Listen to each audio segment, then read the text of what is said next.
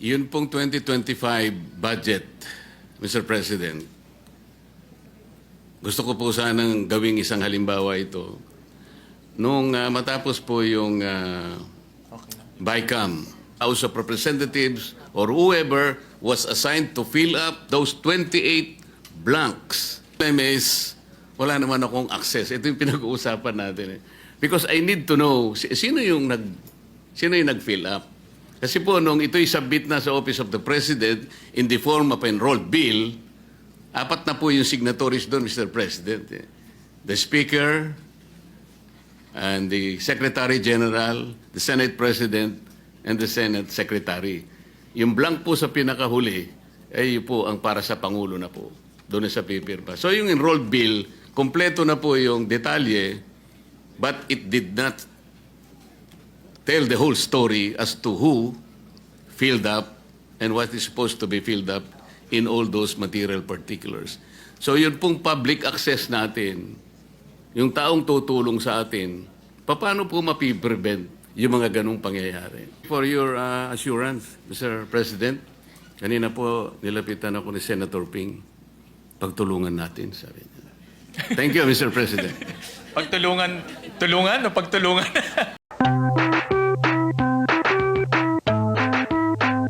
Mr. President, I hope my friends still able to accommodate a few questions. Yes, Mr. President, to my idol, my campaign partner in last 2022. Thank you, Mr. President. I am one of the supporters of this concurrent resolution, Mr. President. But my only concern are the practical issues that might all be the concern of our people. Like when we say public access or public participation, how much can we give to our people? Because we might not be able to manage people's expectation. There's so many information that we have itemized in these concurrent resolutions. We have not yet, for example, enacted this freedom of information bill, and of course there is a twin bill in that, the right of reply. We may be raising people's expectation unnecessarily by citing the Constitution, people's right to information, especially on the transactions, the fields of transactions, and then we will put that limitation as provided by law. Mr. President, the senators are national representatives, our people. The House of Representatives is comprised of more than 300 district representatives and party lists. They too are elected representatives of our people. In this concurrent resolution, we are admitting, although impliedly, that our mandate of safeguarding the people's money needs people's participation. Parang hindi kompleto. Ba't kailangan pa naming tulungan kayo? You were there, you were elected. Baka isipin sa atin ng tao yan, Mr. President. Nandiyan na nga kayo eh. Now you are making a concurrent resolution. It is as if that you cannot do your job fully. Hindi naman sa ayaw naming tulungan kayo. We are always ready to help you. The people are also interested in guarding the people's money. Pero saan ba kami talaga makakatulong sa inyo? Pagdating sa... Kasi po, ako po bilang isang naging congressman, Mr. President, may access na po ako sa information. Like, bago po ako mag-graduate sa House, ito pong pinakahuling budget, 2025 budget. Mr. President, when we were already on the first day of plenary debates, Alam po ninyo, yung unang subject matter sa first day on plenary debates, ito po yung general principles. Wala pa pong agencies, Mr. President. I was about to ask some questions on the parameters set out by our national economic cluster. Hindi po ako nakapagtanong, Mr. President. A battalion of my colleagues prevented me from asking questions. So, Mr. President, kung ako po ay nandun na mismo, gusto kong magtanong man lang ng ilang tanong, hindi pa po ako nakapagtanong eh. Paano kaya po yung mga kababayan natin? How do we assure them? We wanted to give them a level of expectation, Mr. President. How do we do it? Paano natin sila pagbibigyan ng yung participation will be heard, it will be recognized, it will be vetted, kagaya po ng tinatawag ni Senator Soto kanina. Interesado siya rin na talagang malaman talaga. Talaga bang madidinig? Yan po ang gusto kong itanong, Mr. President. Well, Mr. President, in the resolution, we also required that both houses should come up with a feedback mechanism, Mr. President. Kasi nga, you're absolutely correct, His Honor, that the information will be out there. People will be encouraged to look at the different details of the of our budget, and they will do their own analysis. But they have no way of reaching out to the senators. They have no way of reaching out to their representatives. There's no way for them to send their feedbacks. So that's why in this resolution, we also included a platform through their websites that people can now send their feedbacks, Mr. President. So it comes full circle. The information is there, but we also receive information. So that is the concept, Mr. President, that we are envisioning. That will be going back to my original question, Mr. President. Kasi sasabihin sa akin nung public, ano ba yung pwede kong gawin na hindi mo pwedeng gawin? Nandiyan ka eh. Nakabantay ka nga dyan eh. Ang gusto kong malaman, sabi niya, Mr. President, yung hindi mo kayang gawin, kami nang gagawa. Yun ang exactly na gusto ko sana malaman kasi yung tao po naghihintay. Gusto rin nilang tumulong siguro, bakit naman hindi? But what are those things? What are those information that they themselves should access that we cannot do? Well, Mr. President, like for example, meron ba tayong slide? Yung my X-check? Can you flash it?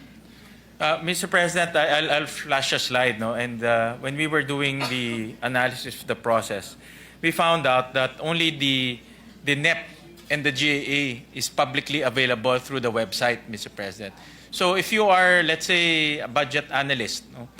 You want to analyze the budget, ito, Mr. President, only the NEP and the GAA is available in the internet.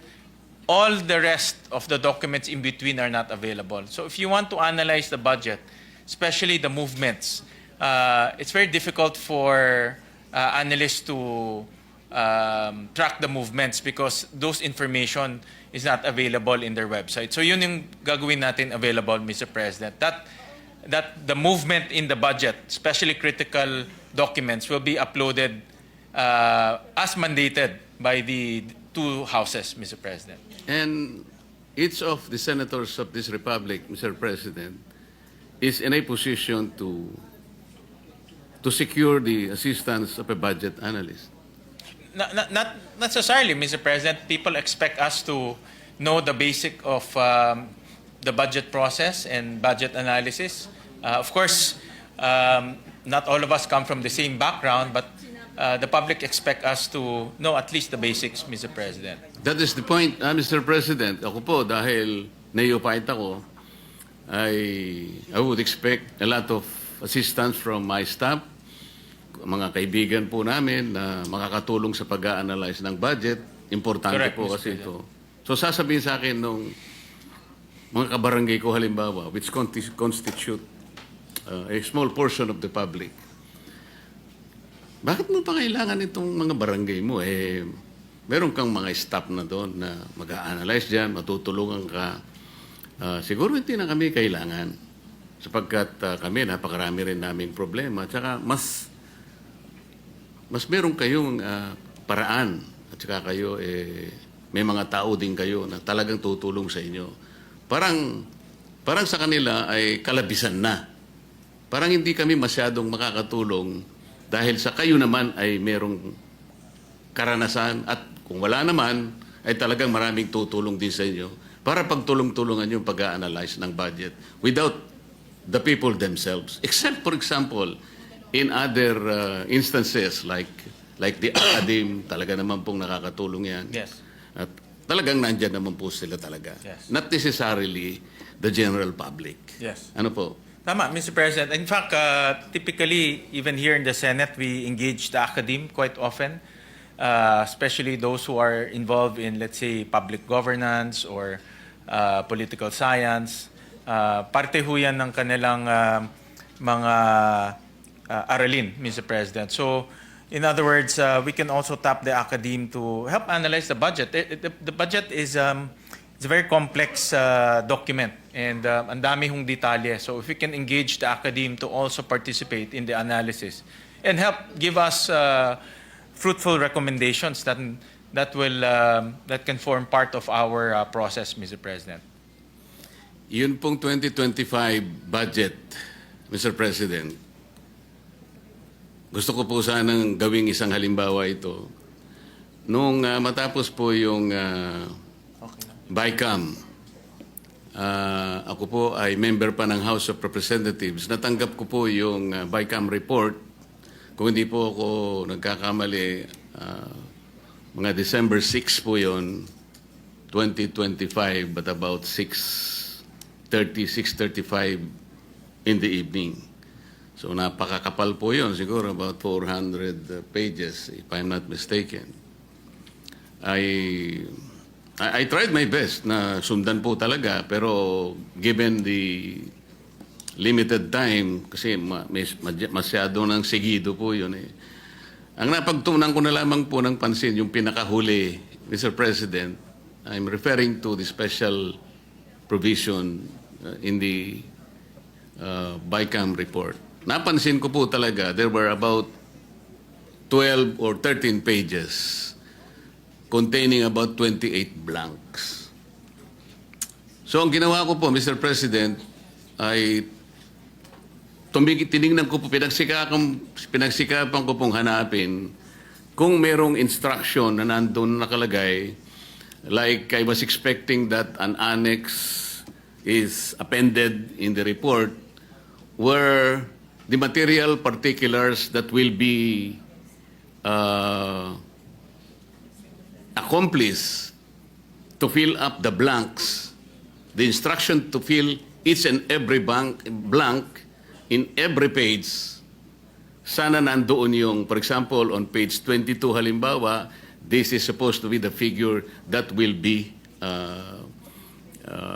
written para maka-accomplish po yun. In other words, di ko po alam kung nagkamali ako, but I was unable to find a particular page signed by the conferees o ordering somebody, for example, the administrative staff of the House of Representatives or whoever was assigned to fill up those 28 blanks na nandun naman talaga halimbawa po and pinirmahan, okay na rin siguro sa akin yun because hindi tayo mawawala because each blank has been designated with a particular data na ilalagay po sa blank.